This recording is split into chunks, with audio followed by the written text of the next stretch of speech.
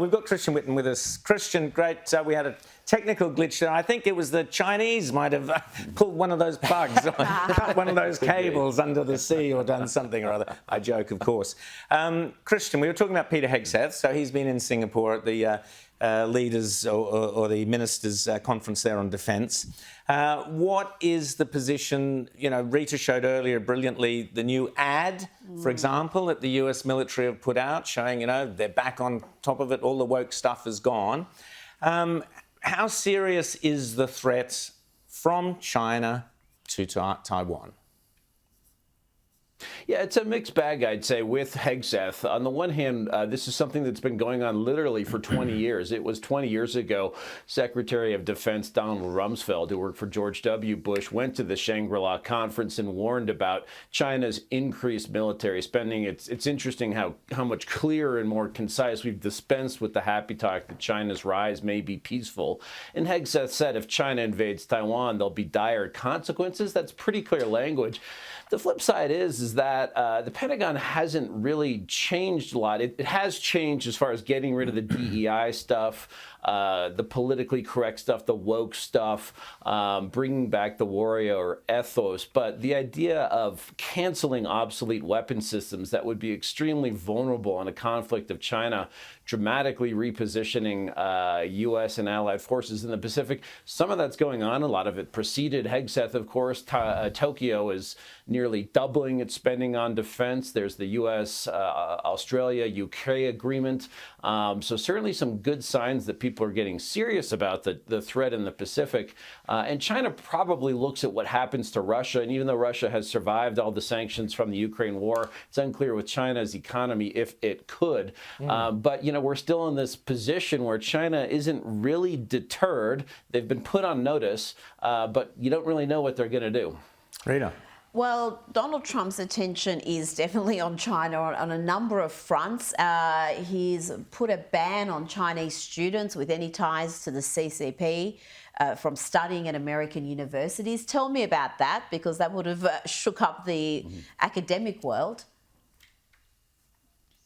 Yeah, that's a big step as well, because of the, say, million foreign students who study at U.S. universities, fully a quarter of them are China, and they pay full tuition, unlike most Americans. So, you know, it's likely that most of these people have links to an elite. If you're in China and you could afford that much money, you probably at one point or another have a family that's touched by the CCP.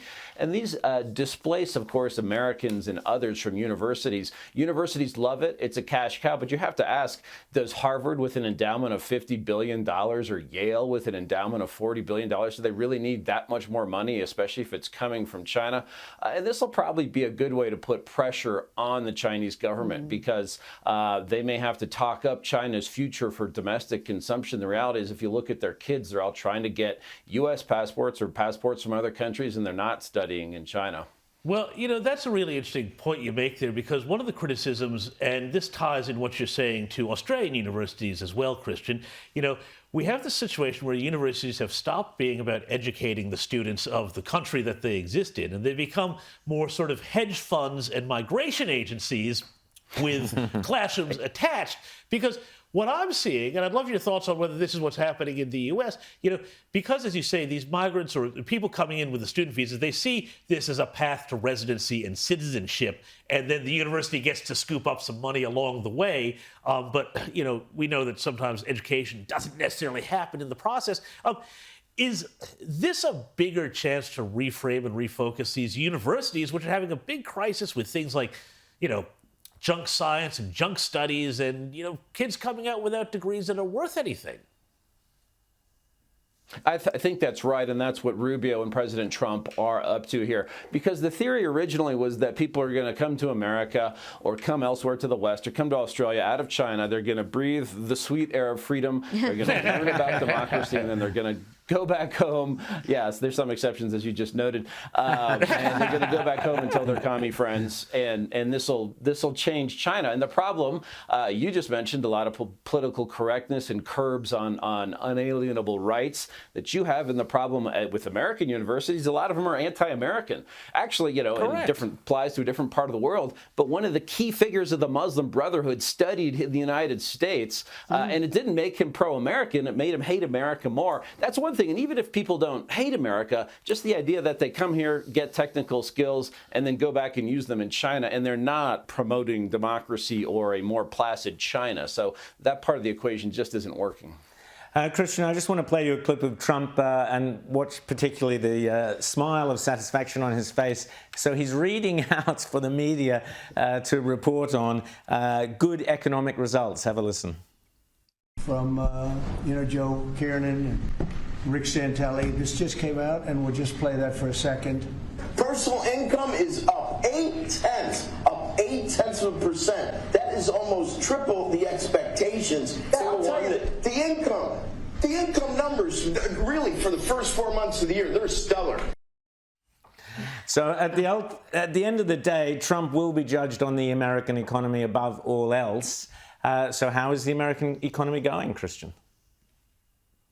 As it points out, and that was on an NBC media property, so this is a very anti-Trump left-wing media property, CNBC. But you have personal income going up, even adjusted for inflation, and that was something that happened during the first Trump administration and did not happen under Biden, where the middle class, all wage earners, actually were set back by inflation that moved faster than wages. Also, just general gross national product looking good, and everyone said, "Oh my God, tariffs are going to raise prices." It didn't happen. Prices are stable, and imports actually declined. So everything that the doomsdayers said would happen isn't happening.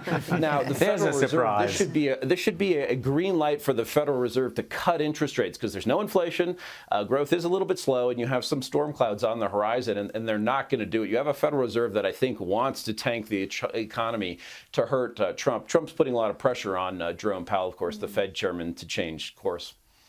The inflation numbers were fantastic that just came out in the last couple of days. But I want to ask you about this judicial insurrection, as it's being called. Just about every single Trump policy seems to be have an obstacle thrown its way by some activist judge appointed by a Democrat. How's the administration going to deal with that? How are they going to actually do what they said they were going to do when they're frustrated at every step? Yeah, ultimately, I think they're going to win because I think this has really exposed that the mid-levels of the judiciary remain very activist. They're not just interpreting laws. They're trying to invent laws, trying to make laws that the legislative have, or trying to usurp powers that the Constitution gives to the president. But the Supreme Court, you still do have 6 people who think the Constitution means what it says, a 6-3 conservative majority. I do think Trump will lose on one thing this summer, which is birthright citizenship. I think the Constitution just plainly says if you were born here, you're an American. Trump has tried to refute that through executive order. He loses on that one, but everything else, I think, all of the powers of the presidency, his power to enforce immigration law, to revoke status of countries like, say, everyone from Venezuela is a political dissident. That's no longer true. That's what Biden said. Now, if you're at the high level of the Venezuelan opposition, yeah, you're a refugee. If you just came here from Venezuela and want an upgrade to your life, I would probably be one of those people, but the fact is it wouldn't make me a legitimate refugee. So I think Trump ultimately wins. It's going to take some time. And this really actually, agitates conservatives and Trump voters who might sit out midterm elections next year to really go hard and make sure that Republicans pick up seats in the Senate, because that's, of course, where you get judges, conservative judges, confirmed.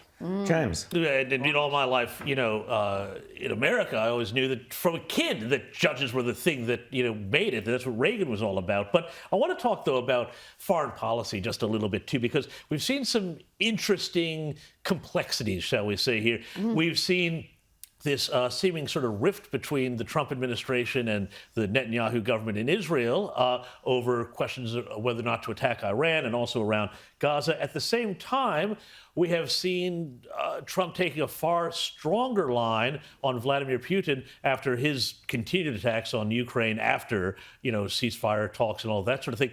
Walk us through where the Trump administration's foreign policy is going, because I think we don't pay enough attention to this as he tries to undo two of the great disasters that befell the world during the Biden administration, October 7th being one, and of course, the invasion of Ukraine being the other.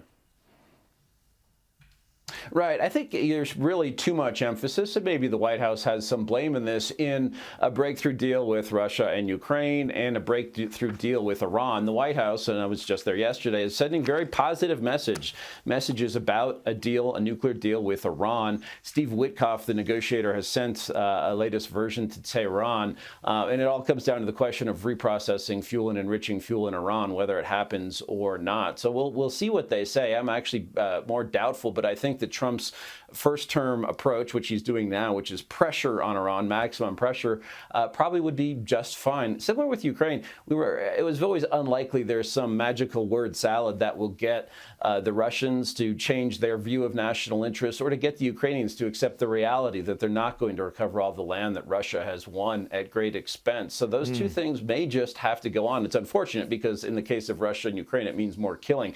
But amid this, there's a successful foreign policy, which is a strong America that's not apologizing for itself, a military that's no longer woke, and in the Middle East, a recognition that the power is between the free world, countries like the United States and Australia that still have confidence in themselves, and those Gulf powers. It's not in cozying up to Iran, which is what the previous administration did. So I think if you step back from the deals, and also there's a huge, of course, trade realignment going on. Talks with China are going nowhere. But what that means is I think U.S. allies are in a very good position to have durable, lasting agreements that are good and that are a key part of the Trump foreign policy success.